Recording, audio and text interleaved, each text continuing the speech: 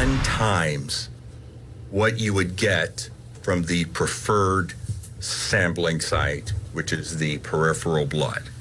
So if the preferred peripheral blood is a 1, the heart can be as high, has been reported as high as 21 times that. So are you saying that even in the publication cited by Dr. Gates, the heart blood diphenhydramine concentration was up to 21 times the preferred peripheral sample? Correct.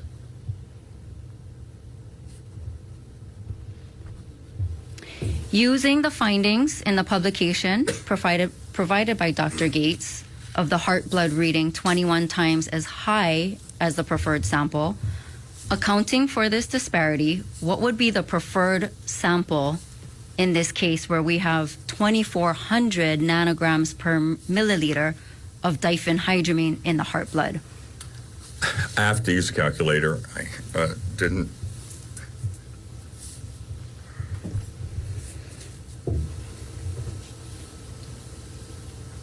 2,400 nanograms per milliliter divided by 21. That would give you 114. So let's break it down a little bit, okay? So here, the toxicology report showed 2,400 nanograms per milliliter of diphenhydramine in Abigail Lobish's heart blood, correct? Correct. Okay, so what you're doing is you're dividing that number by 21, correct? Yes. Because the article basically said it can be up to 21 times the amount. Correct. Okay, but you actually don't know if it's 5 times the amount, 10 times the amount, or 21 times, right? Or more than 21. It could be any. Okay, so you're just taking 21 to show what a more reasonable number might be. Well, I was trying to select a publication that Dr. Gates deemed reliable and I deemed reliable, so I thought it was a good one for us to use. Okay, so is 114 nanograms per milliliter level considered lethal in the publication provided by Dr. Gates? No, not even close. Compare that. Explain that to the jury, please. You would need about 12 times as much diphenhydramine to get to a reported lethal level per the paper. So the preferred sample, the femoral blood, actually has unreliabilities as well, correct?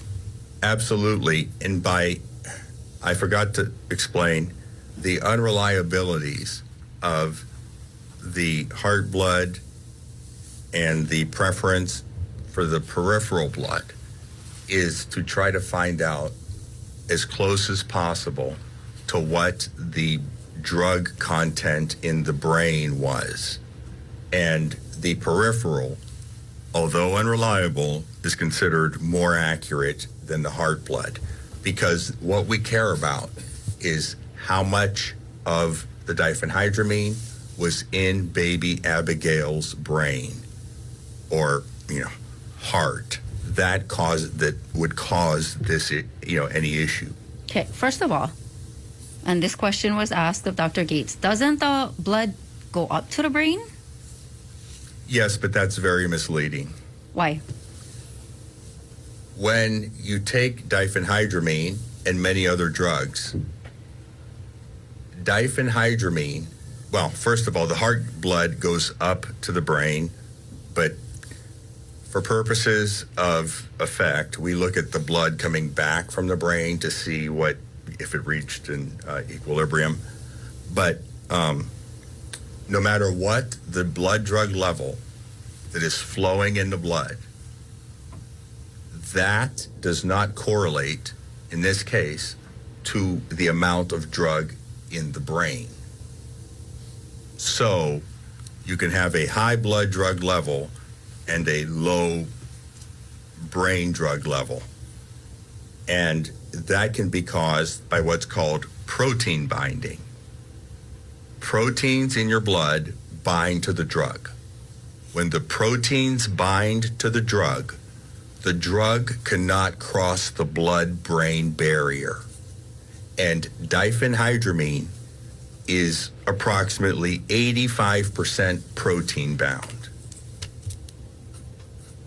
Why does it matter what the diphenhydramine concentration level in the brain is?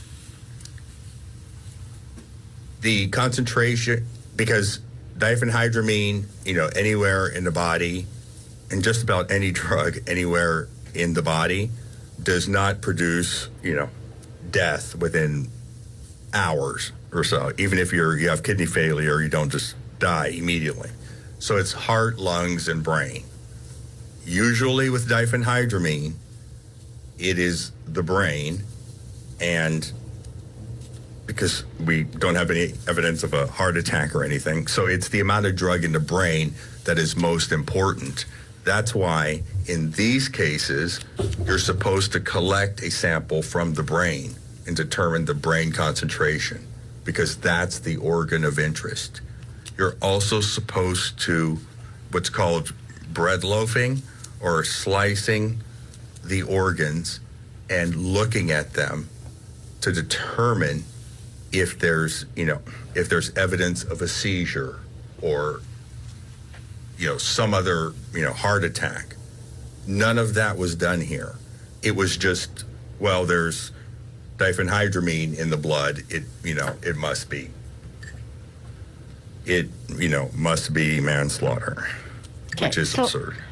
You mentioned heart, lungs, and brain, and you said it has to be one of those organs. Explain to the jury what you mean by that. Sure. For death to be caused, it's always heart, lungs, or brain. One of those has to quit first, or two have to quit first, or they can all, you can have all of them fail. But those are the ones that cause death. If you have diphenhydramine circulating in your legs or your arms, or that's not going to make a difference. What makes a difference is what goes to the brain. And it's your understanding, based on your case review, that a brain sample of the concentration amount of diphenhydramine was not taken, correct? Correct. And that would be, to get a complete picture, you would absolutely have to have that as well as other samples tested. So, with all of this considered, what is your opinion of the reliability of the cause of death determination being based on heart blood diphenhydramine level in this case? The only evidence that diphenhydramine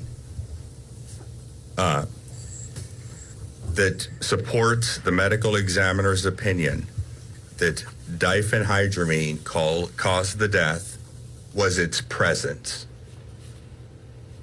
Forensically speaking, the bottom line is we need to know if a finding is coincidental or causal.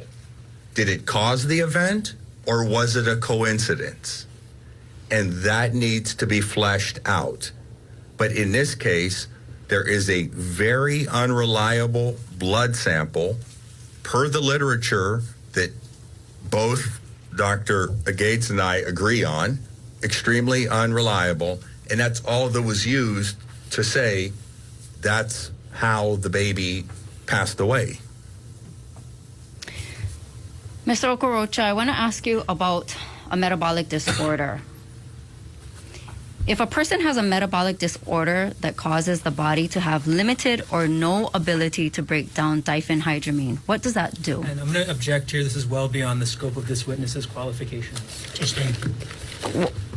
Are you educated in metabolic disorders and how the body breaks down drugs?